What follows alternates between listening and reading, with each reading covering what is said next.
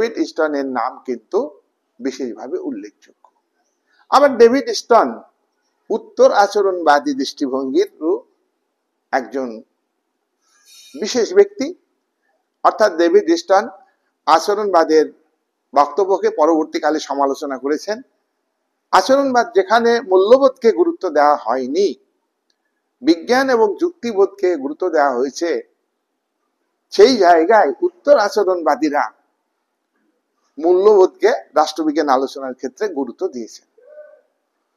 রাষ্ট্রবিজ্ঞান আলোচনার ক্ষেত্রে উচিত অনুচিত, রাষ্ট্র সরকার এ উভয়ের মধ্যে সম্পর্ক কেমন হওয়া উচিত, সরকারের সঙ্গে জনগণের সম্পর্ক কেমন হওয়া উচিত ইত্যাদি বিষয়ে গুরুত্ব আরোপ করেছে সাবেকি বা সনাতন দৃষ্টিভঙ্গির বক্তব্যে। সেই বক্তব্যটাকে উত্তর আচরণবাদীরা গুরুত্ব দিয়েছেন। তাহলে আমরা দেখছি ডেভিড স্টন একদিকে যেমন আচরণবাদী রাষ্ট্রবিজ্ঞানী মার্কিন যুক্তরাষ্ট্রে, তেমনি উত্তর আচরণবাদী রাষ্ট্রবিজ্ঞানী। এই ডেভিড স্টন আবার সিস্টেম অ্যানালিসিস তত্ত্বের মূল প্রবক্তা। সিস্টেম অ্যানালিসিস থিওরিকে বা অ্যাপ্রোচকে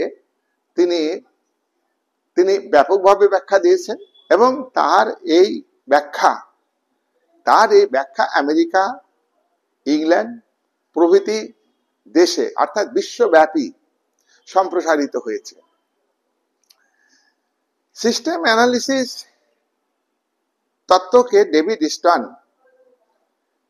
তিনি আলোচনা করেছেন। যে আলোচনাটা করেছেন সেটা কিন্তু নতুন দিক রাষ্ট্রবিজ্ঞানে তুলে ধরা হয়েছে। ব্যক্তির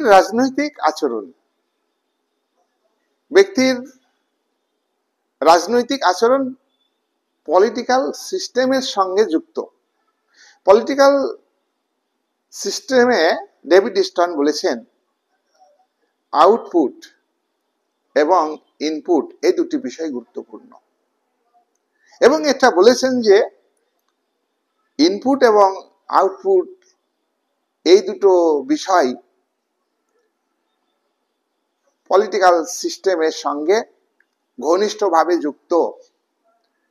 তিনি তার তত্ত্বকে, ডেভিড স্টন তার তত্ত্বকে পলিটিক্যাল সিস্টেম গ্রন্থে, এটি 1953 সালে লেখা গ্রন্থ, বিস্তারিত আলোচনা করেছেন এবং তার থেকে আরো এই তত্ত্বের